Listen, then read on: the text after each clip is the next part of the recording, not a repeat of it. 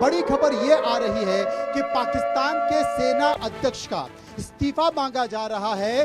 पाकिस्तान के सेना अध्यक्ष आसिम मुनीर का इस्तीफा इमरान खान की पार्टी मांग रही है। उसने कहा है कि इमरान खान की पार्टी ने कि मुनीर को इस्तीफा दे देना चाहिए। इमरान खान की रिहाई की मांग भी की गई है। पाकिस्तान में आसिम मुनीर के खिलाफ लगातार आक्रोश बढ़ता जा रहा है और आसिम मुनीर जो पाकिस्तान की सेना के अध्यक्ष हैं वो गायब हो गए। वो किसी को दिखाई नहीं दे रहे हैं, वो मिल नहीं रहे हैं।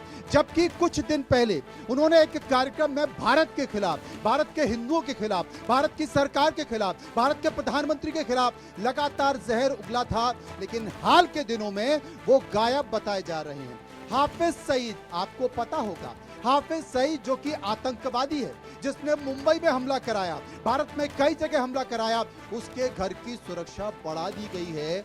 वो ये मानते हैं कि भारत से कोई मिसाइल आएगी और सीधे इनके घर पर गिरेगी, कहीं ऐसा ना हो कि पाकिस्तान की सेना के अध्यक्ष ही उड़ जाएं।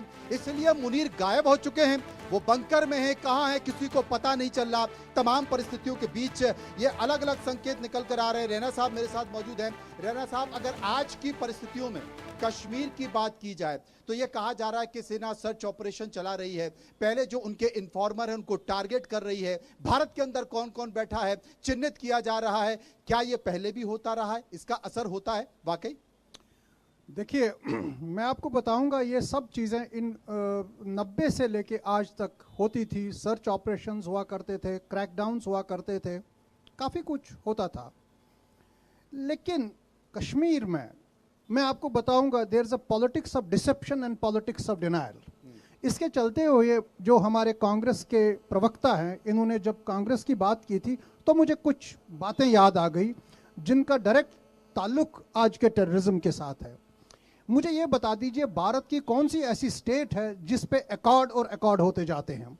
पहले मैं बताऊंगा, पंडित नेहरू जी और शेख अब्दुल्ला का अकॉर्ड हो गया था 1950s में, जिस अकॉर्ड का नाम रखा गया था दिल्ली अकॉर्ड। और दिल्ली अकॉर्ड में क्या क्या कंसेशंस दे दिए गए J&K के, वो तो पब्लिक डोमेन में, मैं उसकी चर्चा नहीं करना चाहता हूँ।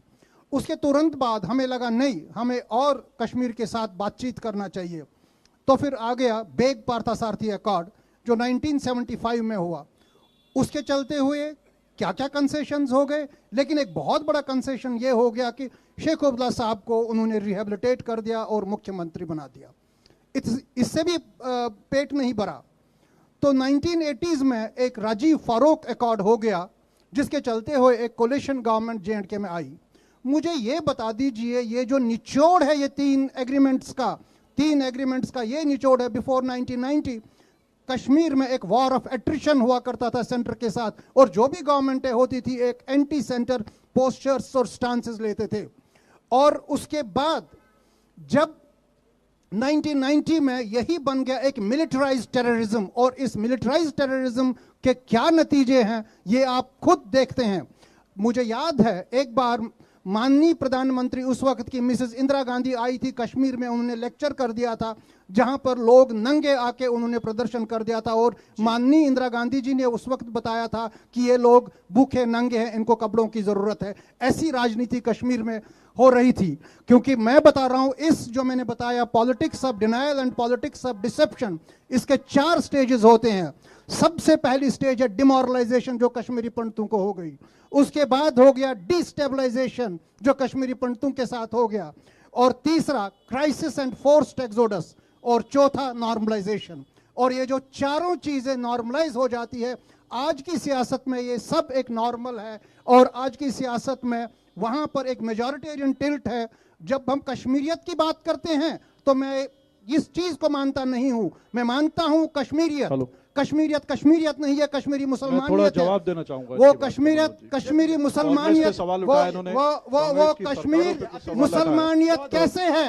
क्योंकि पार्टी के ऊपर सवाल उठा, जवाब क्योंकि कश्मीरियत धन्यवाद। मैं अभी रैना साहब ने बहुत अहम 3 ट्रीटी के बारे में आपने बोला, मैंने पूरा नहीं बोला। चले पूरा बोलिए, मुझे लगता है बहुत लंबा भाषण हो गया, समय निकल जाए। समय कम है रैना साहब, समय काउंटर 2 मिनट, मुझे 1 मिनट मुझे चाहिए। बोलिए। कश्मीरियत नहीं है, कश्मीरियत मुसलमानियत हो गई। कश्मीरी मुसलमानियत वो क्यों हो गई है? क्योंकि कश्मीरी पंडित को भाई बना के उनका चारा बना दिया वहां पर। ये जो भाईचारे की बात है, ये कश्मीरी पंडित को भाई बना के उनका चारा बना दिया, और वो चारा आज 36 साल से यहां पर है।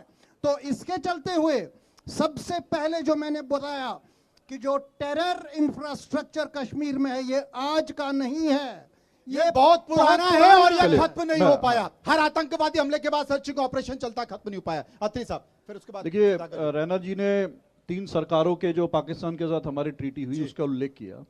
इनका अपना नजरिया हो सकता है, ठीक है, इन्होंने 3 बताई, लेकिन आगे का बताना भूल गए। जो अटल बिहारी वाजपेयी सरकार ने भी जो लाहौर